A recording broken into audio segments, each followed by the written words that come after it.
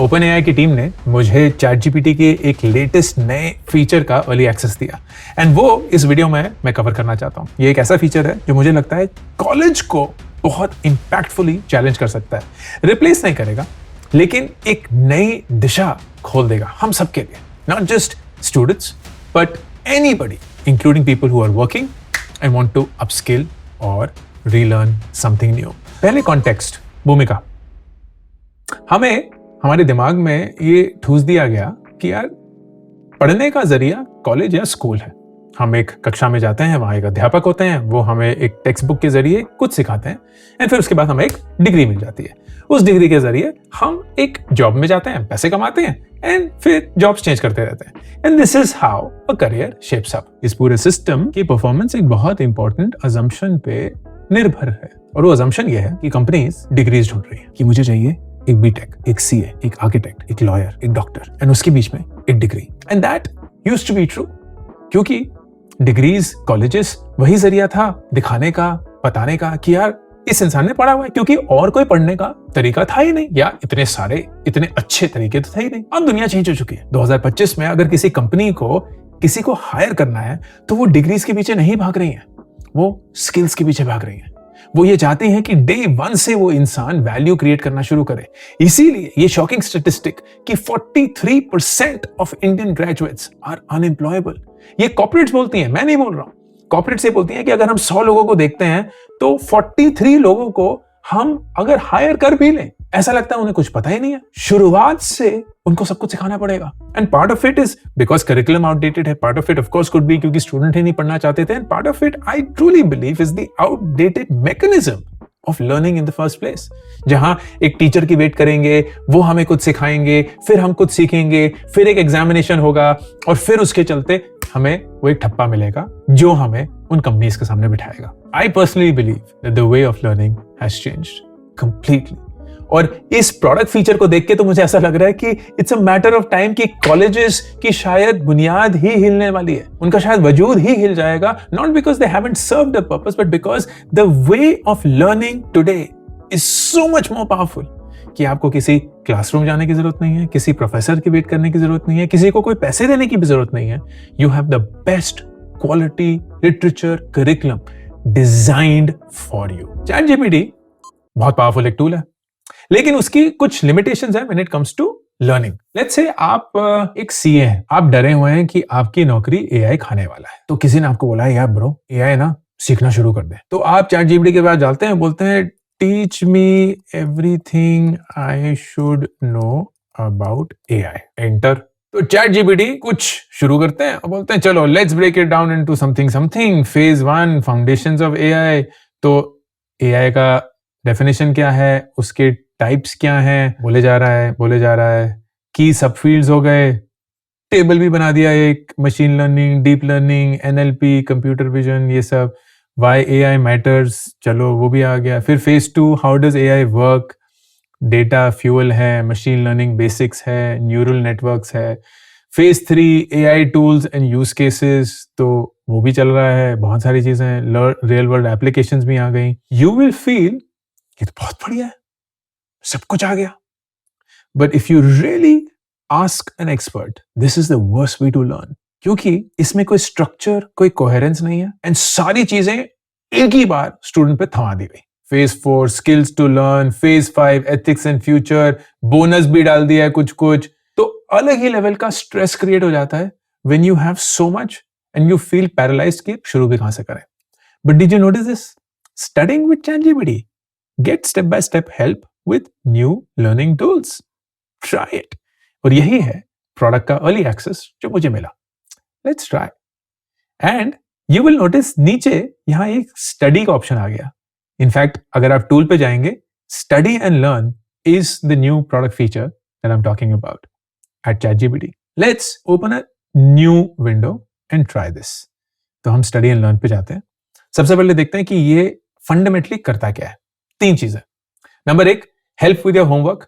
तो अगर कोई भी आपको होमवर्क में हेल्प चाहिए हो, it will actually act as a tutor, as a teacher, as a guide. तो वो आपको जवाब नहीं दे देगा, ऐसा हो सकता है कि आप जवाब की कोशिश कर रहे हो, वो आपको अगर आप सवाल पूछेंगे, पूछ के सवालों के जरिए से ये सिखाने की कोशिश करेगा कि इसका सोल्यूशन कैसे पहुंचा जाए। वो एज ए टीचर आपको सिखाएगा कि इस सवाल का जवाब कैसे आप खुद ब खुद ला सकते हैं।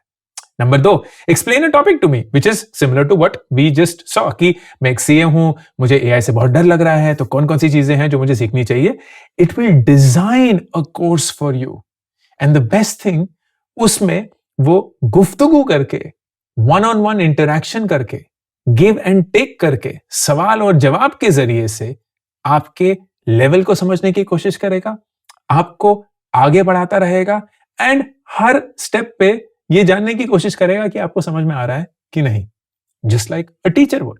Then number 3, create a practice quiz. तो आप किसी टॉपिक में कुछ थोड़ा बहुत रिदम ला चुके हैं एंड आपको अपने आप को थोड़ा सा टेस्ट करना है। It can create that practice quiz for you that will help you in that entire journey. ये अभी 3 है, आगे तो बहुत सारे आते रहेंगे, but let's have explain a topic to me वाला portion. So we'll use the same prompt. I am a CA working in India and I am scared that my job will be taken over by AI in the next few years. So I want to learn AI so that I remain relevant in my field. Can you help me? Enter. Now it is using the study mode and let's see how it's different from जो हमें originally आया। Look at this, कितना interesting है। It asks me 3 questions. ये नहीं है कि थोप दिया सारा, ये रहा तुम्हारा का एआई, तुम्हारा का ये है, तुम्हारा का ये है, तुम्हारा एआई का करिकुलम, इसको अब सीख लो, तुम्हारे पास ज्यादा वक्त नहीं है क्योंकि अगर तुमने नहीं सीखा कोई और सीख लेगा और तुम तो गए। नहीं, it's now acting as a teacher. तो सबसे पहला, what kind of work do you currently do? क्या आप ऑडिट करते हैं? क्या इंटरनल कंट्रोल्स करते हैं? क्या आप फाइनेंशियल एडवाइजरी करते हैं? How comfortable are you with tech and data tools? Excel पता है, पाइथन पता है, पावर बीआई कभी यूज किया है कि नहीं? What's your goal? कि एम्प्लॉयमेंट चाहिए या एआई ड्रिवन सर्विसेज आपको ऑफर करनी है, शायद आप खुद फ्रीलांस करना चाहते हैं या आप एक टेक ओरिएंटेड रोल में शिफ्ट होना चाहते हैं। So let's make up things. तो I am in audit. Number 2, no Excel very well but nothing beyond. And number 3, employment is my focus. ठीक है, चलिए सबसे पहले वो बोला यार एक कोर्स बनाते हैं आपके लिए। कोर्स का पहला होगा understanding the basics of AI. 1 से 2 हफ्ते लगेंगे, कोई टेक्निकल नॉलेज नहीं चाहिए। ठीक, हम ये चीजें कवर करेंगे। सबसे पहला question, what do you think is the difference between automation like macros in Excel, क्योंकि आपको एक्सेल अच्छे से आता है, and AI? Take a guess. तो अब ये थोड़ा सा एसेस करने की कोशिश कर रहा है कि आपकी अभी level of understanding of AI कहां है, किधर है। Again as you realise this is conversational. जैसे टीचर आपसे सवाल जवाब के जरिए से ये समझने की कोशिश करेंगे कि आपको क्या आता है, हमें फिर क्या सिखाना पड़ेगा, किस ढंग से सिखाना पड़ेगा, and that's how you will learn. So what's the difference between automation like macros in Excel and AI? तो I think macros are about a formula, which means x plus y equals z, but AI is about prediction. ठीक है, क्योंकि मुझे मोटा मोटा यही पता है। Let's see, it's a great instinct, you're on the right track. तो encouragement भी आ रहा है जैसे टीचर देगा। Let's sharpen it a bit, तो थोड़ा सा exact definition। Macros क्या करता है?